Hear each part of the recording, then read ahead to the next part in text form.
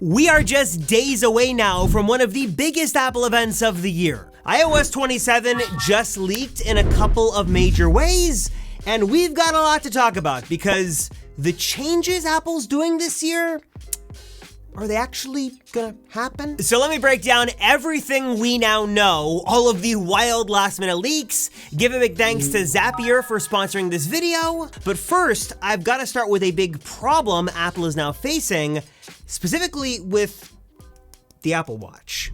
Because in addition to iOS 27 and the new versions of software for Mac and iPad and all that stuff, one of the other, obviously, software updates that'll be coming is for Watch with watchOS. And we got a bit of an expose a couple of days ago. Bloomberg broke the story on what is coming with watchOS. And long story short, not a lot is actually changing, which typically wouldn't be a problem because the Apple Watch really kind of is the dominant smartwatch. But pretty quickly now, the industry's kind of changing. You've got Whoop that has got like this on-body tracker, no screen, no distractions, really good battery life. Google has now entered the arena with their own Fitbit version of this. You've got the Oura Ring, you've got Ringcon. Basically, there is like this growing movement of wearable tracking devices that give you like almost all the benefits of the Apple Watch in terms of health tracking and sleep tracking and even more advanced stuff, but none of the distractions of the buzzing and the screen. And I think a lot of people are trying to like do the whole digital detox thing. They don't want any unnecessary screen, and they realize that actually ditching their Apple Watch for something like a Whoop or a Google thing or whatever is out there actually is a better idea, which is a problem for the Apple Watch because health tracking is kind of one of its main selling points. Now, obviously, there's more the Apple Watch is good for. There are apps and complications, and there is talk that with watchOS 27, Apple Intelligence will be more usefully built into the software and you'll have some new watch face improvements. That's all great.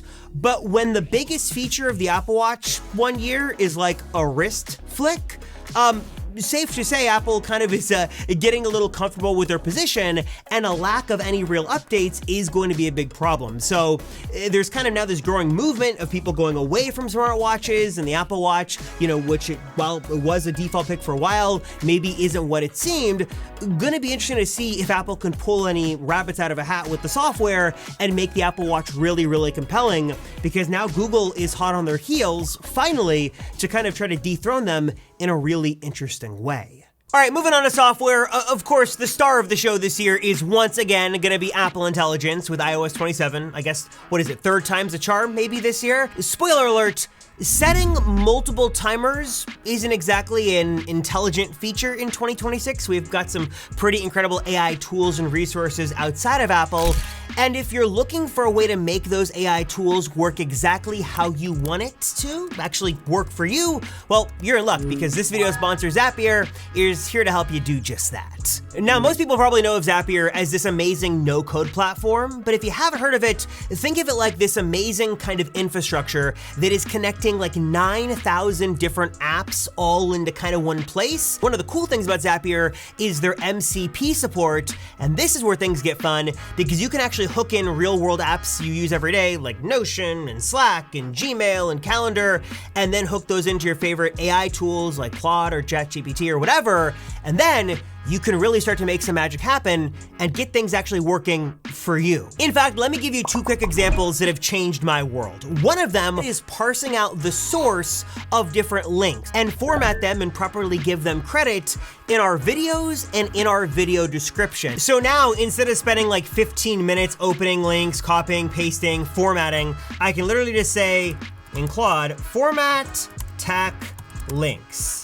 All of these random links go through Claude to Zapier. Zapier is connected to a couple of tools. Grok is actually handling via the API all of the random username extraction and YouTube channel name extraction, which is much more complicated than you'd think. And then it's gonna format everything exactly how I need it to, and then just send me a Telegram message, bam, actually there it is right there, that is in the exact format I need. I can copy, paste it, throw it in YouTube. And then because YouTube is such a fickle machine with the algorithm algorithm and all that stuff, I'm always trying to find out what's working. I have this scheduled to run every day, but I can also just type it in manually, iPhone digest, that's my keyword. It's gonna go to YouTube and see what the latest videos are for that specific search term. It's going to automatically catalog those into a Google Sheets so I can see what the channel was, the views, the link, and what's actually trending right now. And then it's gonna see if there are any outliers, like any videos actually performing really well that I should look at. It'll send me a Telegram message for that. And then also it'll use some Grok AI analysis to look at the news and kind of tell me a couple of bullet points. And again, I am just scratching the surface here. This is working with all LLMs, not just Claude. Also, you can get way more advanced with different triggers and webhooks, and you can schedule things. So if you want to learn more, give this a shot for yourself and really start to make these platforms and these tools work for you. I couldn't recommend this more enough. Check out Zapier at the link right down below. Learn more and try it for yourself today. All right, but then of course, that out of the way, what you guys are probably all waiting for is iOS 27. This is the new version of the iPhone this year. We've got some all new features, and really it seems like Apple is focusing on a couple of major things. Now, first off, I would love to show you beautiful renders of redesigns and all new looks to the phone and all these new customizations. That's likely not gonna happen. Liquid glass, even though the father of liquid glass is gone, it will still be around for the foreseeable future, though it should be a bit refined. And really where the design elements are gonna change will be a couple of noticeable ways and kind of parts of the OS. One of them is actually with AirPods. We're hearing that one of the big features will actually be redesigned AirPods controls, which is kind of nice given how popular AirPods are with the iPhone. And then also, of course, Siri is gonna be a big deal. And actually Bloomberg was able to get some custom illustrations done based off of their internal sources on what exactly is changing. And basically the big story here is that Siri will now be a standalone app that you can communicate with, and you can search things. You can talk with it like you would any kind of ChatGPT, Claude, AI chatbot. You can do the same thing here, and there'll be some new kind of sleek custom animations where Siri will live more in the dynamic island and less like around the phone in this weird, colorful blob like it has existed for quite some time. So a big overhaul to Siri is really going to be one of the most foundational and also one of the most visual changes you'll actually notice in this new iOS version.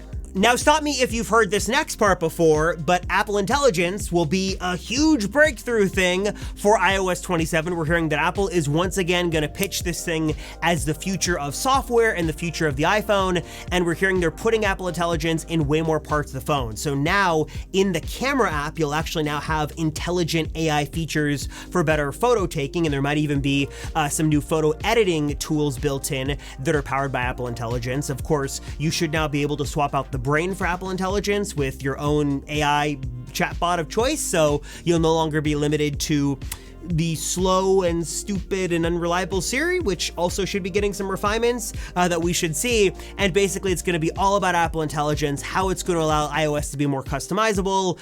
We could see some refinements to the dark mode. And then really, I think like the only other big leak that I saw that's actually kind of useful is you'll be able to create your own custom passes for Apple Wallet. But really besides that, it's going to be all about refinements, improvements, fixing things to make your quality of life better, maybe a new dark mode, a little bit tweaked there as well. But basically Apple software really doesn't leak all that much because they can keep it more private and secret. But I don't expect any huge surprises, as really Apple's got to get their ducks in a row and fix things before they can do any major overhaul. Also, given we just got liquid glass last year as the big refresh redesign, I wouldn't expect anything big coming this year. Of course, in addition to updates for iPadOS, watchOS, all the other OSs that Apple has, there are a couple other lingering things we could see. Hardware surprises are always great, and there always is room for new Macs with the M5 chip. Maybe we get some HomePod updates and Apple TV. Those have been lingering rumors for a while now. What actually could be some new hardware we see that actually leans in on Apple Intelligence in a way we haven't seen before is an all-new version of AirPods Pro. Now, I've been talking about for a while, we've heard since at least the beginning of the year that Apple was actually going to put some cameras into AirPods Pro and make a new version, like a AirPods Pro 3.5, that had maybe some slight tweaks to the audio, but really the cameras were going to be there, and those could be used in some interesting ways. Some rumors say it's going to be like Vision Pro, where you can actually use gestures to control your music, swipe back and forth, volume. That honestly would be super cool. And then also there is an Apple Intelligence feature here where they could use the cameras to get some real world data and maybe give you navigation data to tell you where to go, or it can see more about the world around you and feed you info. I'm not sure how Apple Intelligence is going to work with these cameras, especially given all Apple's privacy stuff, but there is definitely a chance here for Apple to do something cool. And before we get crazy with Apple smart glasses and wearables and pins and all that stuff, this could easily be one of the first things we see. One, because it sounds like it's done and ready to go, and two, is that it's not a huge departure from what we've seen, just a slight modification, and could be a nice way for Apple to ease in to this new era of Apple Intelligence. And then, of course, salute to Tim. This will be the last Tim Cook official Apple event as CEO, as come September 1st, he is no longer CEO, John Turnus is in, and then we start the whole crazy fall of iPhone and watch announcements and all that fun stuff on iPhone Fold, which is going to be crazy, and it's coming very soon. So curious to know your thoughts on the event for this year. Of course, I'll have full coverage the day of, telling you what's new, tell you how to get it for free, how to get it before all your friends, all that stuff. But in the meantime, let me know what features you're hoping to see in the comments down below. Appreciate you guys watching. Thanks so much. I'm Robert Rosenfeld from TAC, and I'll see you in the next one.